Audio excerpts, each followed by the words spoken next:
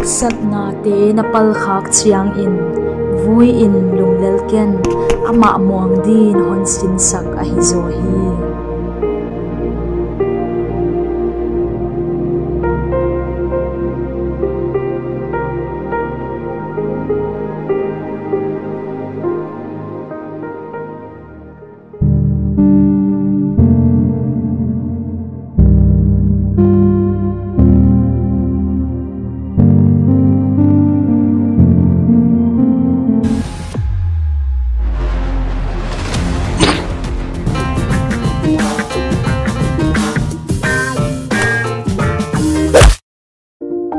Amuang mi in azui ton tung hi